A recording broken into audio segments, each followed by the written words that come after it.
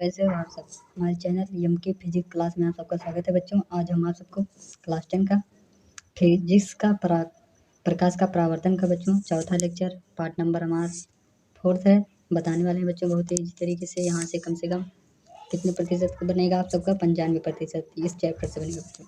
देखो क्या है हमारा पहला हेडिंग है बच्चों हमारा लेंस। लेंस किसे कहते हैं? लेंस बच्चों जैसे जो कैमरे में नहीं लगता उसे हम लेंस कहते हैं। ठीक, लेंस पहले समझ जाओ। लेंस देखो डेफिनेशन क्या है। देखो डेफिनेशन, दो पृष्ठों से घिरा हुआ, दो पृष्ठ बच्चों जैसे ए है और ए है, ठीक, दो पृष्ठों से घिरा हुआ कोई पारदर्शी, इसमें पार हो जा रहा है, पारदर्शी माध्यम जिसका एक यह दोनों पृष्ठ गोलीय हों। बच्चों ये गोलीय नहीं है, गोलीय है ना।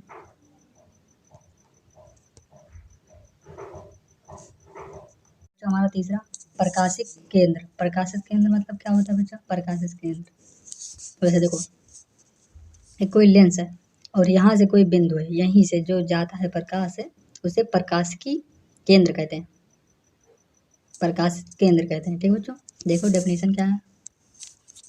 जिस लेंस का केंद्रीय बिंदु बच्चों एक केंद्र है, मान लो यहाँ पे केंद्रीय बिंदु का प्रकाशिकी केंद्र कहते हैं बच्चों, ये प्रकाशिकी केंद्र कहते हैं। ठीक, देखो क्या है, इसे ओ से निरूपित करते हैं, मतलब कि ओ से उसे प्रदर्शित करते हैं। द्वारक इसे कहते हैं, द्वारक, यही द्वारक है बच्चों। लेंस का ये जो भाग होता है इसी को द्वारक कहते हैं। देखो क्या है, लेंस के प्रकाशिकी केंद्र से गुजरने वाले प्रकाश किरण बिना किसी विचलन के निरंतर निर्गत होती हैं तथा गोलीय लेंस की वृत्ताकार रूपरेखा का प्रभावित व्यास द्वारक कहलाता है बच्चों, यही को द्वारक कहते हैं। ठीक,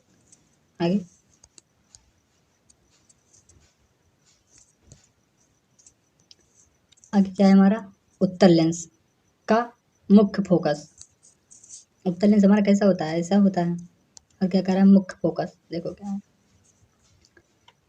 उत्तल लेंस पर मुख्य अक्ष, ये बच्चों मुख्य अक्ष हमारा, मुख्य अक्ष के समांतर आने वाली किरणें, ये आने वाली किरणें मुख्य अक्ष की ना, मुख्य अक्ष के समांतर आने वाली किरणें उससे आपतित होकर बच्चों, इससे आपतित होकर मतलब कैसे? टकरा कर, आपतित होकर एक बिंदु पर अभिसारित हो जाती हैं, मतलब कि एक बिंदु पर जाके मिल जाती हैं, अपसारित हो जाती हैं।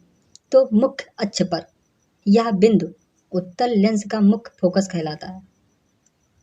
ठीक, देखो समझो, ये मुख्य अक्ष पे ऐसे देखो, ऐसे उठा और ऐसे जाके इसी पे गिर गया, इसी केंद्र यहीं पर है तो यहीं पे आएगा, मुख्य फोकस कहलाएगा ना। ठीक, देखो क्या है, यहीं से जा रहा है ना बच्चों, यहीं फोकस मान लो हमारा, यहीं से कर रहे हैं और यहीं से आके यहीं से फिर जा रहा है, तो इसे क्या कहेंगे? मुख्य फोकस।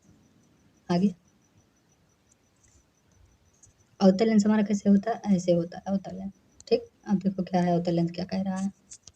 अवतल लेंस के मुख्य फोकस, अवतल लेंस पर मुख्य अक्ष हमारे यहाँ मुख्य अक्ष से समांतर आपतित होने वाली किरण, और देखो आपतित होने वाली किरण मुख्य अक्ष पर स्थित यह बिंदु अवतल लेंस का मुख्य फोकस कहलाता है बच्चों। देखो ऐसे यहाँ पे गिरा, ठीक, ऐसे यहाँ पे गिरा, उसके बाद ये यहाँ पे आ गया, उसके बाद ऐसे टकरा के इधर चला गया, तो क्या कहेंगे? यहाँ से यहाँ की दूरी क्या हो जाएगी? मुख्य फोकस कहलाएगा ना अवतल लेंस का। आगे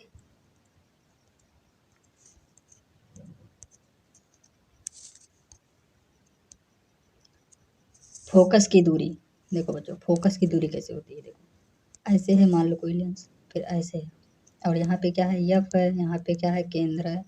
ठीक, और यहाँ पे इन्फिनिटी है, अनंत से प्रकाश आ रहा है। ठीक, और जब यहाँ से कोई फोकस उठेगा और जब एफ पे गिरेगा, ठीक, एफ इस पे गिरेगा, इस पे टकरा के इधर जाएगा, उसके बाद यहाँ से जो दूरी होगी देखो वही है फोकस दूरी। किसी भी लेंस के मुख्य फोकस की प्रकाशिकी केंद्र से दूरी फोकस दूरी कहलाती है बच्चों। देखो एफ है हमारा, और यहाँ से तथा यहाँ से यप से इसके बीच की दूरी को क्या कहेंगे? फोकस दूरी। ठीक, आगे क्या है?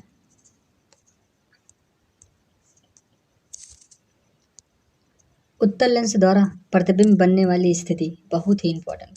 VVI बहुत बार पूछा जाता है इसे, VVI। ठीक, देखो पहला हमारा क्या है? जब वस्तु अनंत पर हो बच्चों, जब कोई वस्तु अनंत पे रखा हो, ठीक, अनंत पे हो, अनंत यहीं पे अनंत पे हो। ठीक, देखो क्या है? प्रतिबिंब की स्थिति फोकस F2 पर हो। ठीक, प्रतिबिंब का आकार अत्यधिक छोटा होता है। प्रतिबिंब की प्रकृति वास्तविक तथा उल्टा बनता है। ठीक, अवतल लेंस में हमारा अवतल लेंस कैसा होता है? ऐसा होता है। और जब ये क्या है हमारा? अनंत है। ठीक, अनंत है। और यहाँ पे F2 है, मान लो F2 है, जब यहाँ से फोकस जाएगा क्या होगा? अनंत बनेगा, वास्तविक नहीं बनेगा। वास्तविक ये उल्टा बनेगा। ठीक, आगे बच्चों दूसरा हेडिंग हमारा क्या है? दूसरा हेडिंग क्या है? जब वस्तु 2F1 परे हो, मतलब कि उससे दूर हो, प्रतिबिंब की स्थिति F2 तथा 2F2 के बीच बनता है। ठीक, प्रतिबिंब का आकार छोटा, प्रतिबिंब की प्रकृति वास्तविक तथा उल्टा। दूसरी स्थिति, जब वस्तु 2F1 पर हो, प्रतिबिंब की स्थिति 2F2 पर है। ठीक, प्रतिबिंब का आकार समान आकार, प्रतिबिंब की प्रकृति वास्तविक तथा उल्टा। चौथा हमारा क्या है? जब वस्तु F1 तथा 2F1 के बीच हो, प्रतिबिंब की स्थिति 2F2 के परे है, प्रतिबिंब का आकार बड़ा, प्रतिबिंब की प्रकृति वास्तविक तथा उल्टा। ठीक, आगे बच्चों पांचवा हेडिंग क्या है? जब वस्तु फोकस F1 पर हो, प्रतिबिंब की स्थिति अनंत पर, प्रतिबिंब का आकार अत्यधिक बड़ा, प्रतिबिंब की प्रकृति वास्तविक तथा उल्टा। फोकस F1 तथा प्रकाशिकी केंद्र O के बीच प्रतिबिंब की स्थिति जिस ओर बिंब है लेंस की उसी ओर होता है। ठीक, प्रतिबिंब का आकार बड़ा, प्रतिबिंब की प्रकृति आभासी तथा सीधा। अवतल लेंस द्वारा प्रतिबिंब बनने की स्थिति अनंत। अनंत पर जब अवतल लेंस हमारा कैसे होता है? ऐसे होता है अवतल लेंस। ठीक, क्या कह रहा है? पहली स्थिति हमारा क्या है? अनंत पर हो, जब वस्तु अनंत पर हो, मान लो यहाँ पर हो, अनंत पर। ठीक, अनंत पर हो, तब क्या कह रहा है? अनंत पर हो, अनंत पर हो जब वस्तु हमारा। देखो पहला हेडिंग क्या है? प्रतिबिंब की स्थिति फोकस F1 पर, प्रतिबिंब का आकार अत्यधिक छोटा, प्रतिबिंब की प्रकृति आभासी तथा सीधा। दूसरा हमारा क्या है? अनंत तथा लेंस के प्रकाशिकी केंद्र O के बीच। ठीक, देखो बच्चों प्रकाश के केंद्र पहले समझो, ये हमारा क्या है? O है। ठीक, और ये हमारा क्या है? प्रकाश की अनंत से प्रकाश जा रहा है। ठीक, और ऐसे यहाँ से गया, यहाँ से गिर गया। ठीक, वही है। देखो प्रतिबिंब की स्थिति फोकस F1 तथा प्रकाश के केंद्र O के बीच बनता है। प्रतिबिंब का आकार छोटा, प्रतिबिंब की प्रकृति आभासी तथा सीधा। ठीक बच्चों, चलो आगे।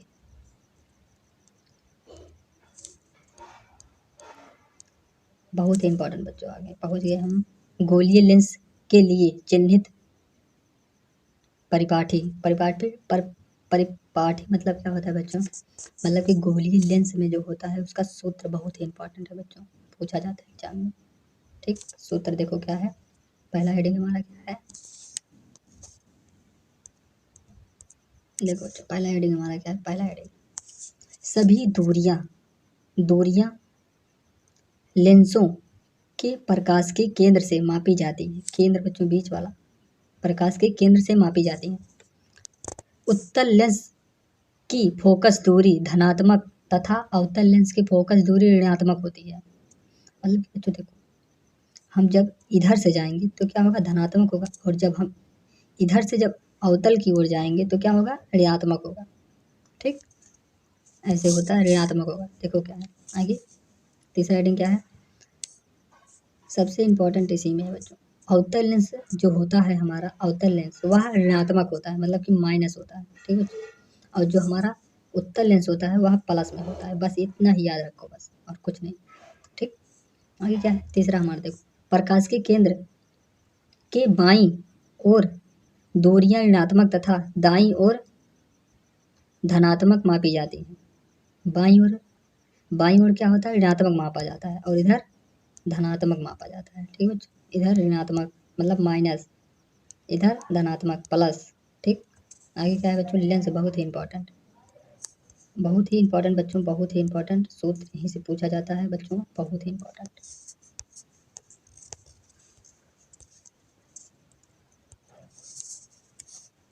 एग्जाम में यहीं से पूछा जाता है बच्चों, देखो बहुत ही इंपॉर्टेंट बच्चों, देखो समझो क्या है लेंस का सूत्र। यदि लेंस प्रकाश के केंद्र से बिंब दूरी म्यू, प्रतिबिंब की दूरी भी तथा फोकस दूरी एफ हो। बच्चों हमारा क्या है, ये हमारा यू है, दूरी क्या है हमारा, फोकस की दूरी मान लो यू है, और इसकी प्रतिबिंब भी है मान लो भी, तथा फोकस यफ है, यफ हो तो बच्चों बहुत इंपॉर्टेंट है, सबको सूत्र बता दे रहे हैं हम। इसी तरीके से देखो सूत्र पहले समझ जाओ।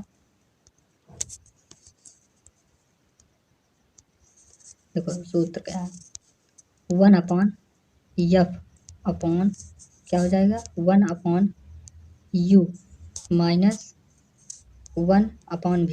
देखो सॉरी, देखो समझो पहले आप सब, देखो छोटा कर ले रहे हैं, देखो देखो देखो बच्चों यहीं पे सूत्र है हमारा, बहुत ही इंपॉर्टेंट बच्चों, इसे अपनी कॉपी में नोट कर लो, बहुत ही इंपॉर्टेंट है बच्चों, एग्जाम में पूछा जाता है, यहीं से सूत्र आता है। ठीक, चलो बच्चों आगे क्या है बच्चों हमारा आवर्धन। आवर्धन क्या होता है बच्चों, जैसे लेंस की जो ऊंचाई होती है, जैसे बच्चों देखो ये है, इसकी कुछ ऊंचाई तो भी होगी, इसकी भी ऊंचाई होगी कुछ, तो इसी को क्या कहेंगे आवर्धन। देखो क्या है बच्चों, डेफिनेशन समझो, किसी भी लेंस द्वारा उत्पन्न आवर्धन प्रतिबिंब की ऊंचाई एवं वस्तु की ऊंचाई के अनुपात द्वारा व्यक्त किया जाता है। जैसे यम क्या है, आवर्धन है।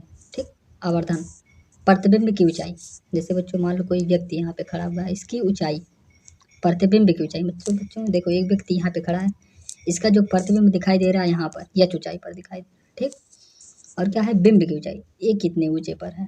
ठीक, और इसकी जो परछाई है इतने ऊंचे पर दिखा रही है, और इसकी ऊंचाई कितनी है, इतने में, रियल ए क्या है, वास्तविक। ठीक, देखो क्या वास्तविक वाले में क्या हम लगाते हैं, डैश लगा देंगे, एच डैश, और हम अपने मतलब कि जो नीचे वाला है उसमें डैश नहीं लगता। देखो बच्चों जो ऊपर वाला है प्रतिबिंब उसमें डैश लगेगा और इसमें डैश नहीं लगेगा।